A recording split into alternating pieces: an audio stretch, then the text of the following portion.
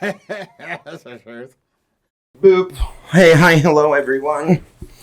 What is up, guys? Welcome to another episode of the Lowcast. Today, middle of the day, I have my good friend Yoshi here. What's up, dude? What up? What's up? Are you from that era? The what's up? I saw a scary movie.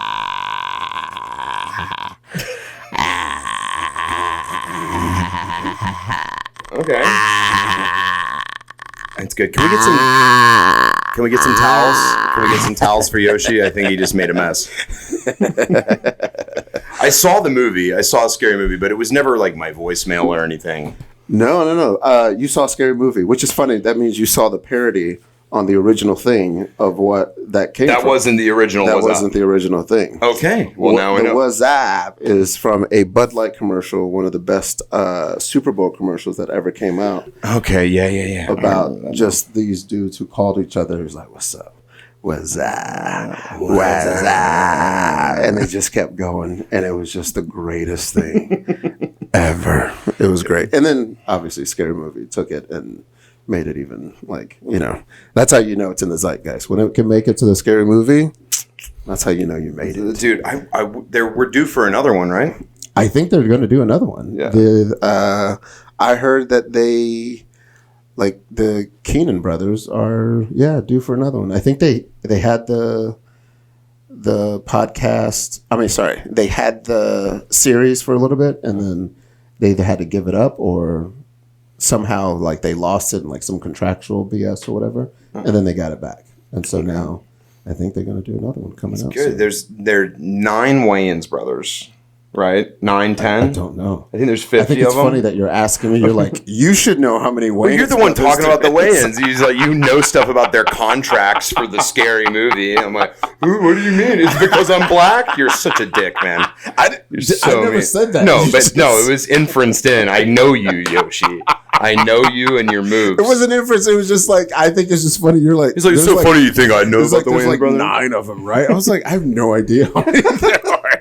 I know there's a lot of them. It's an absurd amount of brothers. I just know that, like, anything over 3 is a lot. Are they the most famous family, like with the most members of the family that are actually famous respectively? I mean, because there's like the Osborne family, they're only famous because of Ozzy. Very true. Right. But like each of the Wayans brothers has their own thing going. I mean, I'm trying to think of another family that has that many. I mean, other than the Jackson 5. Yeah.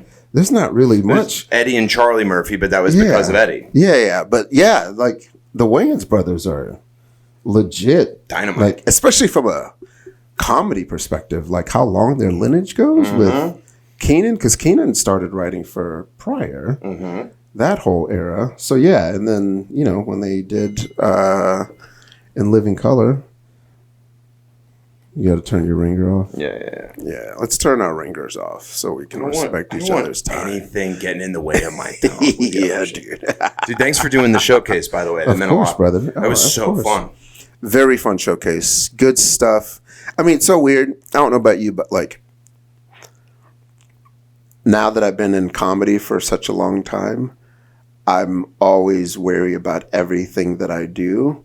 And so I never feel good, like, coming off the stage until I then, like, a lot of times I don't feel good about coming off stage unless, like, it just feels, like, completely, like, different. I like it. It's like, I've been doing comedy a while, so I don't have fun anymore. No, and I think I recognize it because I remember doing a showcase with, not a showcase, but, like, I remember having another comedian on a show in my show downtown Duluth that you've done as well. Mm-hmm. And the Red Clay Music Foundry. Great venue. Yeah, fun venue. It's where I shot my special. And I remember this comedian who just, like, seasoned comedian, they crushed. And then they were like, oh, I don't feel good about that. And I was like, oh, is that what happens after you've been doing it for so long? And really what it came down to is, like, maybe like a joke or two did not hit. Mm-hmm. But, like, they did 30 minutes and they killed. But when you get accustomed to every joke landing, and I think that's kind of how I felt. And then I listened back to the set and I was like, I did fine. You did great. But it was just like one of those things where you're like, you came after a really high energy comic too. Yeah. So it's like, yeah. and because like, and I'm a pretty low energy guy. It's so funny. You said that with a straight face too. I'm pretty monotone. Like it's just I really rely on the writing. Yeah, real Steve Wrightish. That's who Nathan Lowe is. But you are that. You have this smooth storytelling style. I'm much more chill. I don't even consider myself high or low energy because parts of my bits are high and parts of it are low. But yeah, I'm much more storytelling But style. you're comfortable with there being some build up between. Comfortable with build up, but comfortable with silence. But also like I'll say when I start off, I like high, and then I like to simmer, and then I like up and downs all the way throughout. I'm pretty much yelling the whole time. And you're pretty much I was like, what is up with the acoustics in here? Because because I've gotten better with the dynamics of it, the moving the mic around. I make sure I don't yell into the mic anymore. That's like there was good. the first. Good. I see videos of me like my first 3 or so years. Yeah, where I'm just like, God, just yelling into the mic, beating the hell out of their whole system. Yeah. You definitely test the mics. Because you came after me, and I was like, does he know that he doesn't have to yell that loud? Well, I because told it's the guy also in the room. It's magnified because it's a small, tight room, high ceilings, and so when you yelled, it was like reverberated throughout, not through the sound because it sounded great. But I pause after. You do pause after and let the echo die before I start again. I did tell the AV guy before I went in. I said, turn it down by half. Yeah. I said, cut it down by half. Cut it down by half. Yeah. Which is great. Because even when I talk low, I'm up on the mic like this and I'm whispering right into it. So it's like, that still tracks. Yeah. When did you recognize yelling was a part of what you did? When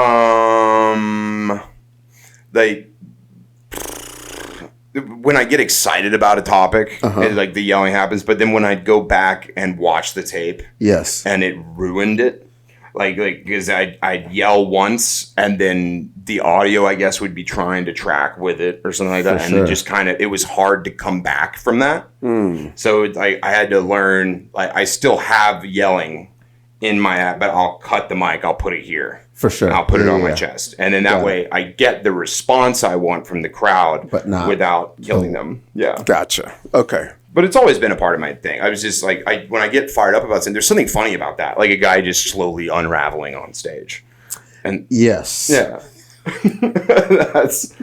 that's funny that that's what you call it. Yeah. Unraveling. It's just a very like, is he okay?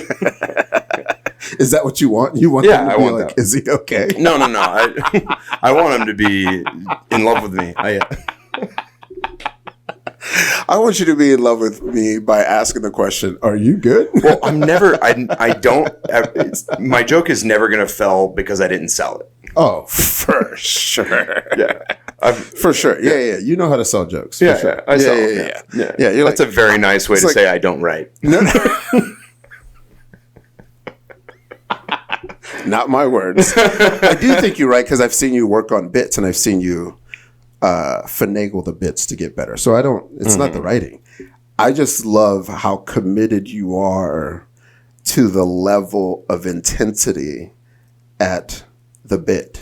Well, you know what? The real reason is I would have a bit that I loved and then I'd fall out of love with it because I'd done it so much. Yeah. And then I would not sell it. Yep. And the audience wouldn't go. And I'm like, I got to find a way to capture how I felt when I first wrote it. The bit. Okay. So it's like the emotion matching is the biggest reason. Do you have that?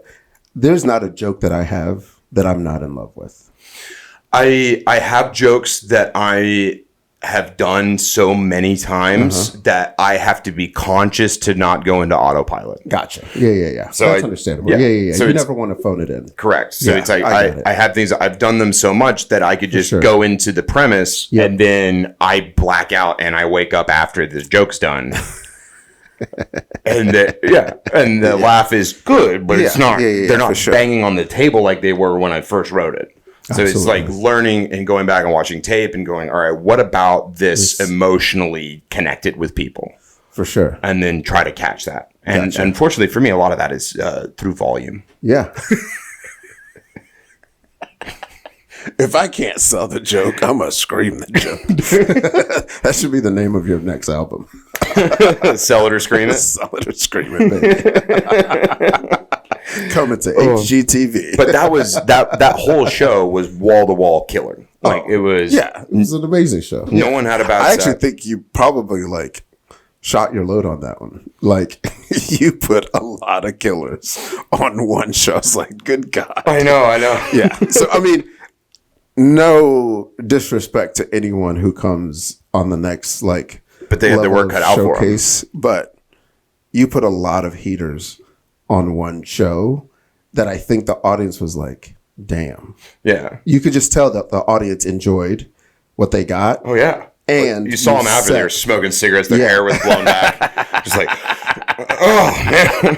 Because that was an hour and 45 minutes of just in your face stuff. Yeah. No. It was a great lineup of just of just killers in the scene who are just very, very good at comedy. And you had obviously the show was just well done, well orchestrated. Overall. Well, it's like there's a reason I didn't call the show Nathan and Friends. Because I'm not booking my friend. I'm not booking you just because we're friends. Yeah. Or because you're a booker or something. For it's sure. like the bar is high. Yeah. And the standard is high. So it's like I have another produced show that I'm going to do this Brother Goodnight's Traveling Revival show where it's like, I'll bring friends on, homies on. I'll let you try. Yeah. But there's something about this. It's like the trying time has passed. Oh. This is. Yeah. No, it's understandable when you sent me the lineup. I was like, oh. This is not about, can I get on the show? Yeah, no. This isn't one of those kind of things. There will be no guest spots. Yeah. well, there will. Actually, I already have a guest spot. But even the guest spots are still killers. So it's not like you're, it was I had Joel pop on for a guest spot. and it's murdered. Yeah. Great. But that's not really a guest spot. That's just an extra guy. An extra guy that you're adding to a already killer lineup. I am very good at comedy. You're like, okay, we're just, since you, we're good. You're like, since you're here, how about you go ahead and crush this show for us real quick? Yeah. Well, I'm I will be doing no favors for people. No, that's great. No, it was good, man. It was good. Yeah, it's good. Good Green lineup. Room Hang was tied. Dude, Kiana Scott's a monster. Very much a monster. She's so funny. She's so funny. I love doing shows with her. She has, it's funny because her, I always judge people also by their green room hang status. Her green room hang. Impeccable hang. Very next level. She's outside of being very funny. She's very personable. And she has you could just listen to her all day long. She is so good. Great storyteller, great writer. I'm a big fan of hers. I've always been a big fan. So she was one of the first people that I met when I got here to Atlanta. Yeah. And she was just so good. And there was a part of me when I first moved here and it was 100% misguided. But I was just like, I've left LA. Yes. I'm now in a lesser place. Yeah. And I was thinking, he was like, there's not going to be killers here. I'm going to come in and I'm just going to big step on everybody. For sure. And I came in and I saw her at, I think, Star Bar or something like that. Just destroy.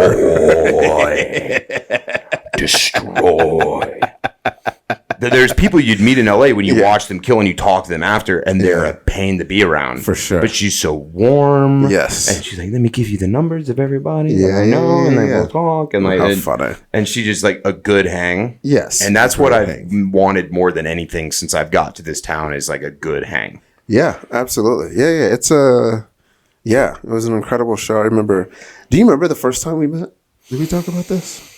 Have we talked about this? Let me think. Because I dream about you a lot. And it's just hard for me to pin down. I think I knew you before I knew you, Yeah. Where did we meet? It was at a show, maybe at either a fried chicken or a shrimp or like a seafood place in Norcross. Was it a mic? It was a mic in Norcross. It was hosted by my buddy Keith Vance. Okay. It was like either like a Caribbean spot or like a mic in Norcross. And this lady was having like a birthday, and they were all sitting front row birthday party. Yeah. And I think one of her friends came to perform, and I think Keith threw you up. And I was like, who is this guy? And I'm like, oh, he's arrogant as fuck. Right? But when I saw you, I was like, oh, he knows comedy. And so, because I think he introduced you as like new to comedy. So I was like, this person is not new to comedy. No. And so when you went up, I was like, this guy's going to do all right for himself if he's new to comedy. God. Joke's on you. I'm like 7 years in. Yeah. And I think and when I do mics, I do all new stuff. And I was doing some crowd work, and I was doing fine. I was doing well. And I just remembered, because I think I closed out the show, because I came like much later, and I said, hey, Keith, just let me close out the show. And I saw you. I was like, and I don't think we met there. And I remember you coming up to me and saying, hey, that was a really good set. What's your name? Blah, blah, blah. And like, we just met, but we didn't like, like arrogant guys do. Yeah. we met, and I didn't like take like note of it, of like us meeting. But I remember, it's funny because I remember how you made me feel. Aww. And I remember how you made me feel from your comedy, because you weren't really screaming when you got here. Because that was the first time I saw you. And then I saw you again at another mic. And I was like, okay. But you had passion, but you weren't screaming out your jokes until I saw you, I think, either at the Punchline. And that's when you were screaming out your jokes. It's not the whole joke. It's just No. But just like but I also realized that like that's you showcasing. When you are, that means you're into your set. Yeah. Whereas at the mic, you were just trying stuff out. I was just writing. I wanted to see if the end that I was getting, or the characters I was creating, were getting traction. Yes. Yeah. And I remember, like, I think I just remember you felt very natural. It felt very natural for you doing it. I'll say this: you didn't come off like an LA guy. I might be assuming this, but I think when LA comedians come to Atlanta, they get humbled very, very quickly because they assume that people in Atlanta aren't like up to par with them. Well, you hear jokes about the South in LA from people that have no actual experience with Southern people. Yeah. So they think everyone out here is just scratching their asses and just meeting their wife at a gas station. That's so weird because I met my wife at the QT. That's right. Of course. A traditional Southern marriage. We both reach for the corn nuts. At the same time. But they have that feeling. I said, do you want a roller dog? I was like, oh yeah, I want a roller dog. But then they get here and they go on stage and they're like, anyway, my rescue dog is... And everyone in the South just looks at them like, oh, we have real problems here. Every problem in LA comedy is like they ran out of oat milk at the and it's so funny. And there's there's all this distress attached to these very first world problems. And this is not every LA comedian. I'm just saying, I remember getting, when I used to do a whole lot more open mics when I started, LA comics would come out to Atlanta and get very easily humbled because, first of all, Atlanta comedians know how to clown. Like, do not make fun of the city that you're in. Like, that's just a rule. Unless it's well written. Unless it's well written. Yeah. And it's got to come from, like, a good place. It's got to come from you understanding the town. But also, like, don't just go to a town and poop on it. It just never works. Well, it's how you show your hand as an inexperienced comic. Very true. Is when your set isn't going the way you think, so you attack. So you beat up the town. Yeah. You're like, ugh. Well, you guys don't do comedy in this town. The arrogance of someone, their joke isn't working, and they're like, "Oh, these guys are idiots." Yeah. Instead of thinking like the one thing I hear more than like when a comic like tells a joke, it doesn't hit, and then they go, "Think about it." And I'm like, dude, you think about it. Yeah. That's not their job. You need to think about it for longer. Yeah.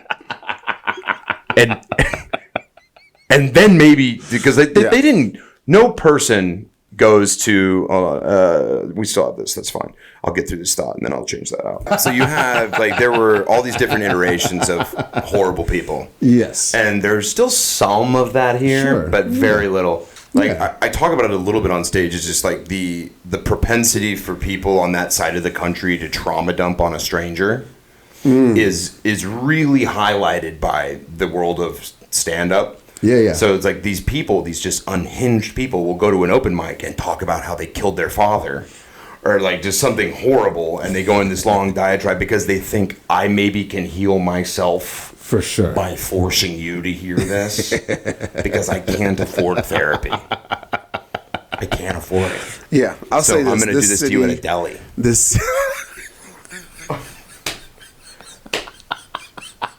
You came in here to get a Monte Cristo. And I'm going to tell you about how I killed a cat. I'm going to tell you about how I killed a cat because I wrote it down a slide. That's so funny. Yeah. This town is very good about keeping you honest when it comes to comedy. And I think that's my favorite part about having grown up in the scene is like the talent is next level. On any given showcase, you are dealing with people that could murder a room, and you have to either follow or go before that. And either way, you still gotta pretty much stay at that level, right? Kind of like that's the beauty of like even like the showcase that you did. Like I've been on many of other showcases before, and without a doubt, a lot of showcases in Atlanta. Everybody kills.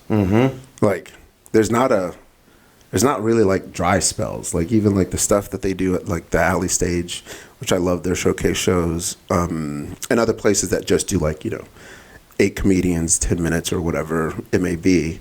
Those shows are just a testament to Atlanta comedy that they can give you 5, 6, 7 people who can kill for 10, 15 minutes a piece. And you're like, good God, this is a lot of talent in this room. But it's like you have the builder shows where it's like host this guy, this guy, this guy, this guy, this guy, and then they're going like 4, 5, 7, 10, 15. Like that's when you see this. Yes. But when everyone has to do the same amount, for sure, and you have to match the energy. So it's like that's why I chose to do this with no host. Yeah. Because I see like the tendency is to go, all right, I'll get a less experienced comic to host because he needs the stage time. And that's something that you do because it was an opportunity that you wish you had gotten when you were at that time. Yeah. But there's this thing that young comics do, unless you really hammer it in, is there's this bad habit. Your job is to match the level. So like the guy kills and he ends great, shut up.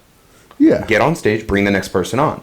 Yeah. If the guy bombs, which should never happen, but if he bombs, then you build the audience up just enough to where they're happy again, and then immediately bring the person out. Yeah. So many comics who are young have the opposite effect. Yes, Someone will bomb, they don't want to feel this negative thing, so they go, and here's your next guy, and then that comic has to come on to nothing. Yeah, and has to like build it back up. And then they struggle. Or a guy kills, and this comic's like, time to hear about my dog's prostate. And he goes in there and he tries his new bit. And it just goes because down. He's like, he wants to ride that wave, and then he fumbles the ball. For sure. And then you have to bring up the next guy to the...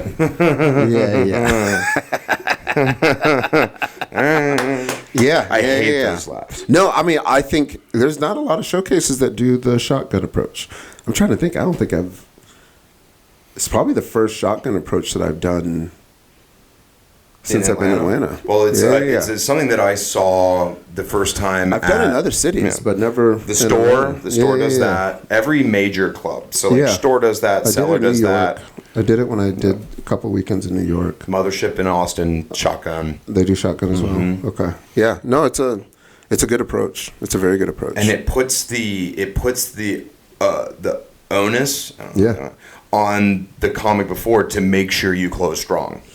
Yeah. But also, like, I'll even say, like, even at my set, I don't think I closed strong, but I was also, like, very satisfied with how I closed. It was amazing. Yeah. But I think it was just, like, I don't feel and I think that's probably, I've been doing it for a while now. I don't feel the pressure to be, like, big, huge. I was like, I know what I just did.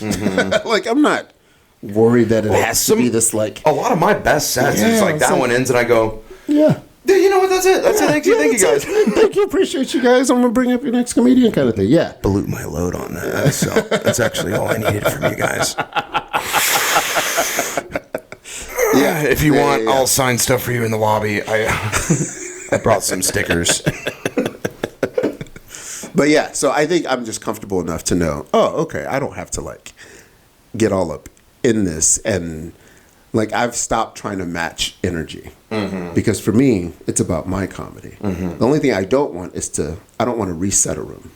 But your energy, like just for example, take the showcase thing. Delano is less energy than me.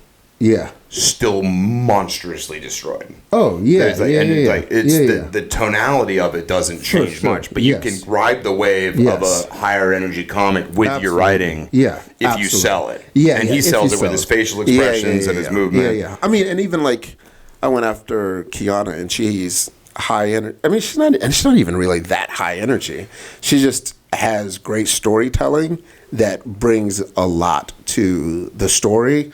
And her pops, when she hits the punchlines, get a lot of laughs. And they are sustainable and they last long.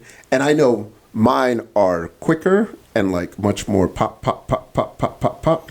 And then... But it happens for a long time. And then it happens for a long time. And then I go for a little bit and then pop, pop, pop, pop, pop.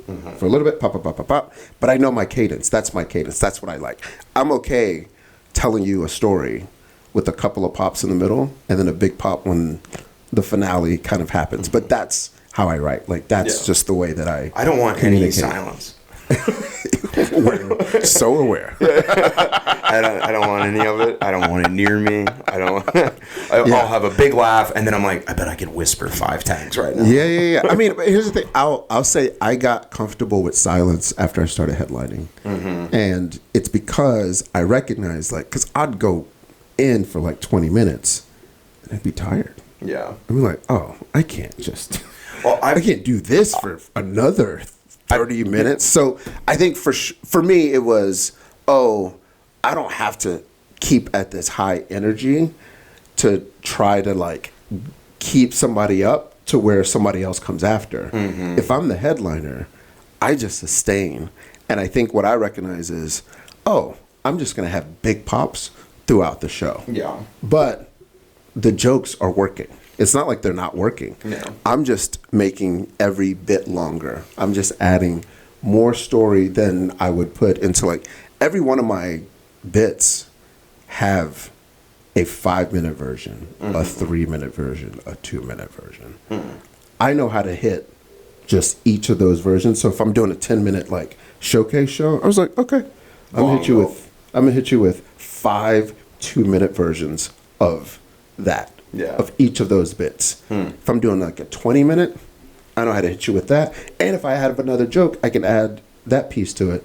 But it's all about sort of the like story that I'm trying to tell. And for me, it's about I have a theme of what I'm trying to tell you by the time it's over with. I need you to know how I'm feeling by the time it's over with. Yeah, like the pauses, like I do pause quite a bit. You do. But the way that I get through it in my head is I'm pausing because what I'm saying requires me to think.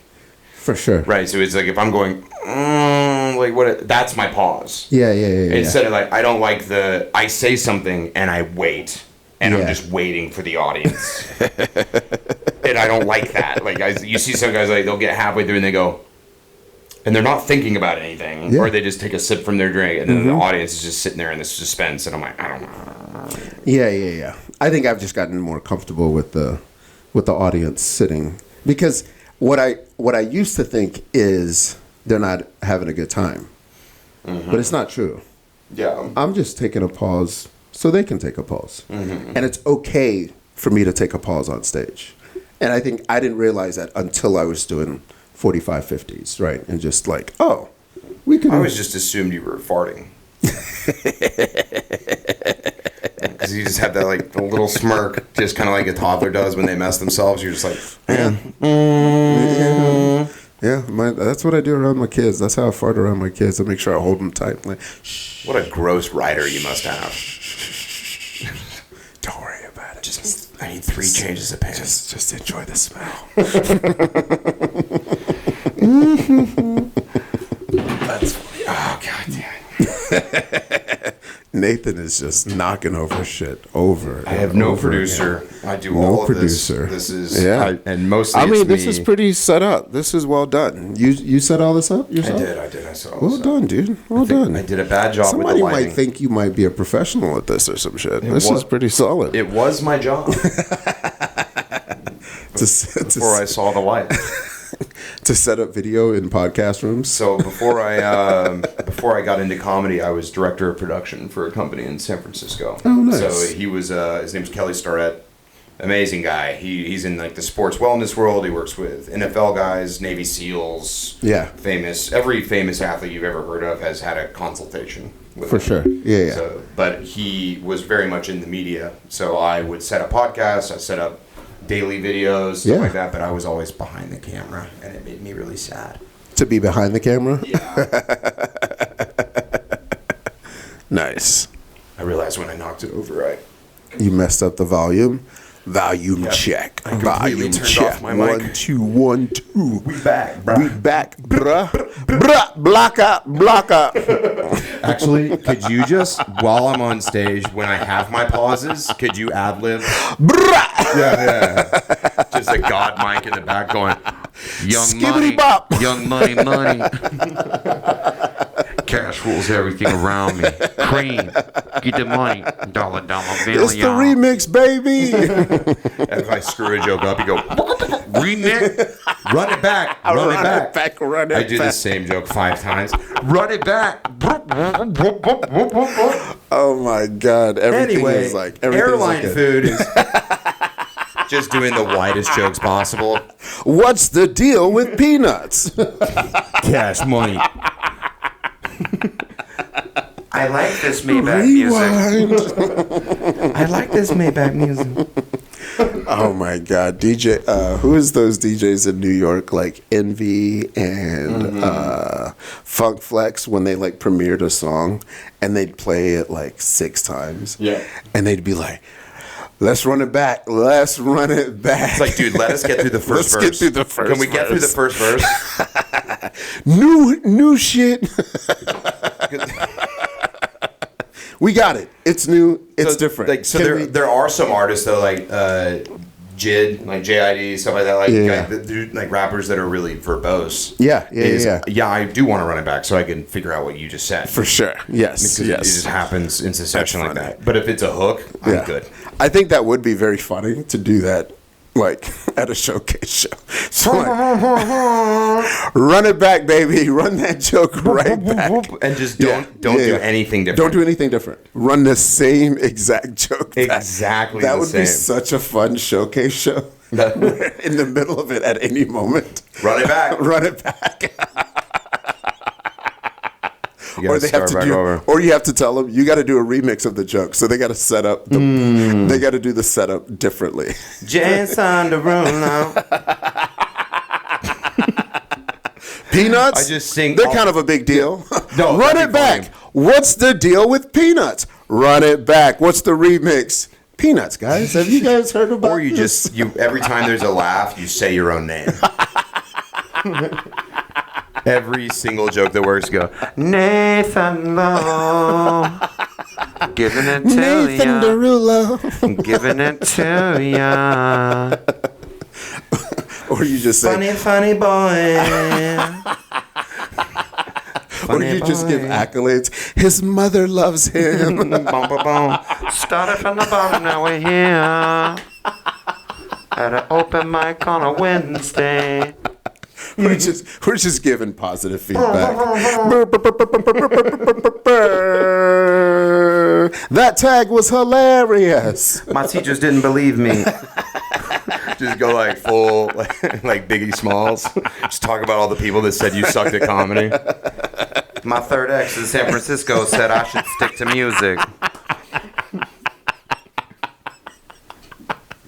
My therapist said I should be working on something else because this is not working out.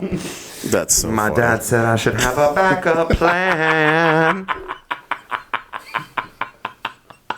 Suck it, Dad. And we just get all these notes before every comedian goes. We're just God micing it in the I back. want you to write a list of your haters. So that we can shout them out every time So a we can joke shout works. every time a joke works. Suck it. Dave. You Spell didn't their think whole Nathan name. was going to finish that hook, did you? Yeah, that's why I didn't try out for baseball, Davis Richardson. We get so specific. All right, Aaron Smith back at Bird Middle School. Dude, well, sometimes someone, like, I barely remember my childhood, but which some people say is a red flag. No, I think you remember it. I think you don't want to remember it. But it's like there's things you remember. I remember I was the whole reason I got into track and field was because I had a bad baseball tryout. I had a bad baseball tryout. And there's something weird going on here. There we go. That's it. I think it's. Oh, okay. I turned all that down. There we go. That's so much better. Okay. But I did track and field because my dad was a big baseball guy. Mm-hmm. And then I didn't like baseball. Yeah. I do it, but it's like I didn't like my dad coaching everything. Mm-hmm. But I was at a baseball tryout, and this guy, David Richardson, this piece of shit. Yeah. I'm sure he's a nice guy now. I'm sure he's a nice guy. Yeah. They change. I think he went to Cordon Bleu Culinary Institute. He's a DeVry. He's doing good stuff. I think he's doing real estate in Palo Alto. For sure. Not Palo Alto. That's too nice. He's doing. I don't know. Whatever. El Paso. I'm sure he's a nice guy, but he was a dick in high school. And he's They like, change. I'm having They a change. bad tryout. I think I miss a ground ball or something goes in between my legs. For sure. And he goes, you know, everyone makes the track team. And so I did. Who knew that those words Changed my whole life would change the trajectory of my entire career. Oh, for sure. Yeah. And that's usually how it goes. Got me into college. It's usually that's people underestimate like what a little bullying can do. It could show you a better path. Because Bring back bullying. Bring back bullying. oh yeah, dude. Because I'll tell you what, I would have never gotten to college on a baseball scholarship, but I could throw a metal ball kind of far. Such a good loophole.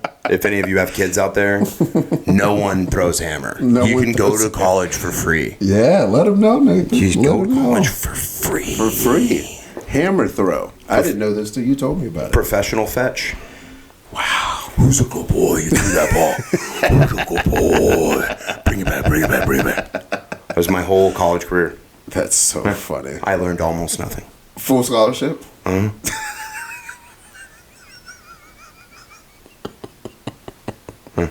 Our education system at work, guys. It's a journalism major.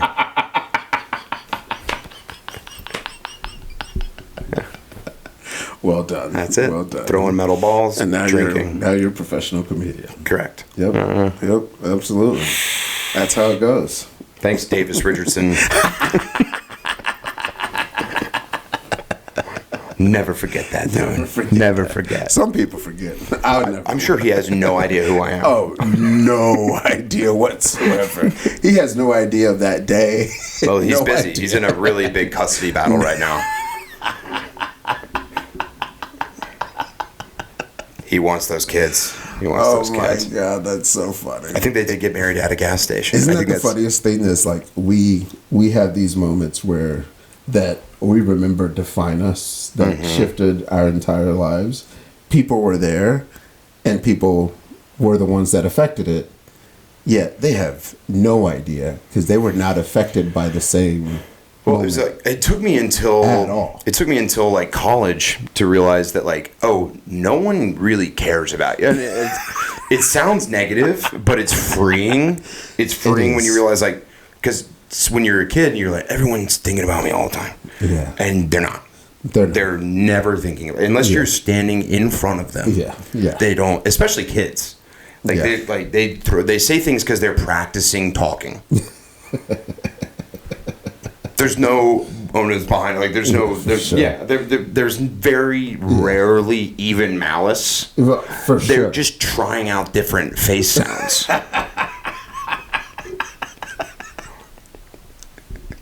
Talking it was is face it's face sounds, dude. I mean, I'm wrong. That's a real thing, man. I need an intern just to hit this button every 20 minutes. God damn it. There we go. Oh, it just said error on it. Ah, fuck it, we have this camera. Okay. I don't even care anymore. DIY edit, baby. Here we go. This still got both of us. Yeah. Oh, That's so funny. I need a dummy battery for that, and I need that. But yeah, so it's like I was very insecure until I was almost done with college. About what? Just everything, life. Like I was just like, Yeah. if you didn't do exactly what I was doing, you weren't worth my time. Oh. And like I was constantly saying, I wonder what everybody thinks. And then I smoked weed for the first time when I was 23. And you were like, damn. And I was like, there's other people here. There's other people here. I called like 50 people and apologized for just my whole life. I was just like, dude, I see why that was tough for you. Oh, that's funny. Do you still feel like that today? No, Okay. I'm totally fine. Like I could not care less if someone doesn't like me. I'm like, okay, yeah. For sure. Yeah. You're missing a great dude. But you're going on my hater list. Jason Derulo. That's so funny. That's hilarious. All right. So what shows you got coming up? What do you got coming up in the next couple months? I got a crowd work show in Gainesville on Saturday. Nice. I have a headlining set in Athens on Sunday. Cool. Next, featuring for Jason Ellis here at the Helium on December 2nd. December 19th, I have the next showcase here at Helium. What do you got on? This weekend I am in Tampa Bay at Side Splitters, featuring for my buddy Adam Mueller. And then next weekend I'm doing a feature set locally at Lawrenceville at the Aurora Theater, and then the following weekend also doing a feature set at the Red Clay Music Foundry for Karen Mills, who's the opener for Leanne Morgan. And then December, I've got Blue Ridge Comedy Festival I'm doing. And then nothing. I'm trying to think. And then like a couple like one-nighters here and there, but nothing. I don't think I have any weekends like booked, but Me either right now. It feels still too early. It's Christmas time. It's Christmas time. You don't want to do weekends in Christmas time anyway. Yeah, but I also think like there's going to be a couple of times when people will reach out to you much later anyway. They're and well, that's the thing. It's like, I don't know what it is, but I regularly get booked day before. I don't get booked day before because usually I'm busy, but I get like a week or so before, and I do a lot of corporate stuff, so usually my December gets filled anyway. Yeah. So my hope, I mean, I want to get filled even if it's not at the moment, but I'm not worried about it because I know that I'm already putting out like a lot of feelers and just working on stuff, trying to make it happen with comedy, man. It's a beautiful game. Follow him. He's Yes, on please do. Instagram, Yoshee, I am. YOSHEE. SO. Yes. And Yoshee you'll So. see, if you're at a show that I booked, he's probably going to be there. Yeah. I come through. I live down the street from here, so Okay. I will be here a lot. Nice and easy. Yeah. Well, I love you, buddy. Love you too, brother. And I love you guys. You guys are great. Thanks for putting up with me not knowing how any of this shit works. The low cast, y'all. We done did it. They said we could never make it. They said we couldn't do a podcast in a green room. They said you need a producer. They said you don't understand how technology works. And I said, bet. Bet.